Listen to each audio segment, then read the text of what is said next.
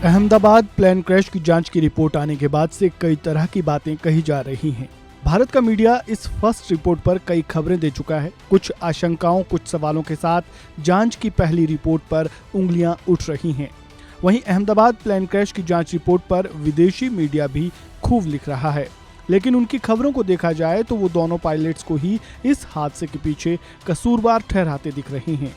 British media daily mail ने तो वो लिख दिया है जिसे सुनकर दोनों पायलट्स के परिवार वालों का खून ही खौल उठे। डेली मेल से लेकर वॉशिंगटन पोस्ट में तकरीबन ऐसी ही रिपोर्ट्स की गई हैं। सारी विदेश मीडिया में इस हादसे की जांच रिपोर्ट पर क्या कहा गया है पूरा बता पाना संभव नहीं, फिर भी चलिए कुछ विदेशी मीडिया की खबरों पर नजर डालते हैं। सबसे पहले बात डेली मेल की।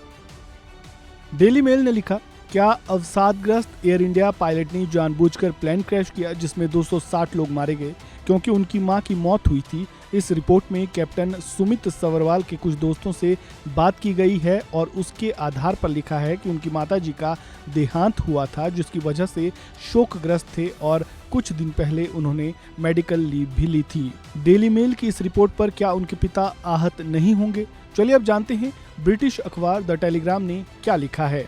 मेंटल हेल्थ के दावों के बाद एयर इंडिया के पायलट के रिकॉर्ड्स की जांच की गई। द टेलीग्राम की रिपोर्ट भी काफी कुछ कहती नजर आ रही है जो दोनों पायलट्स के खिलाफ थी, खासकर पायलट सुमित सवरवाल की।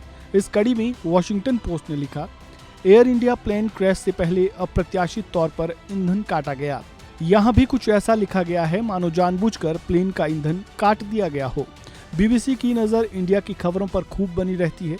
बीबीसी ने अहमदाबाद प्लेन क्रैश के बारे में कई रिपोर्ट्स बनाई है जिसमें तकरीबन हर रिपोर्ट में ऐसे ही सवाल उठाए गए हैं। उसकी एक रिपोर्ट में यहाँ तक लिखा गया है कि कॉकपिट ऑडियो ने एयर इंडिया क्रैश की गुत्थी को और क्यों उलझाया।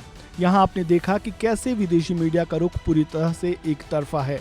किसी ने सीधे सीधे तो किसी ने इशारे से दोनों पायलट्स को ही प्लेन क्रैश के लिए जिम्मेदार ठहराने की कोशिश की है। अब सवाल ये है कि आखिर ऐसा क्यों है? उसके पीछे भी एक बड़ी वजह है, चलिए उसे भी जान लेते हैं।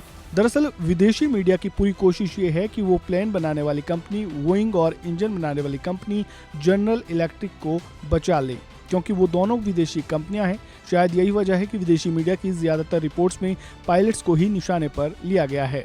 हालांकि एयर इंडिया का भी कमोबेश यही प्रयास है। विदेशी मीडिया की इन रिपोर्ट्स के बारे में आपकी क्या राय है? कमेंट बॉक्स में जरूर लिखें। इस खबर में बस इतना ही। बाकी अपडेट्स के लिए जुड़े रहें वन इंडिया हिंदी के साथ। Subscribe to One India and never miss an update. Download the One India app now.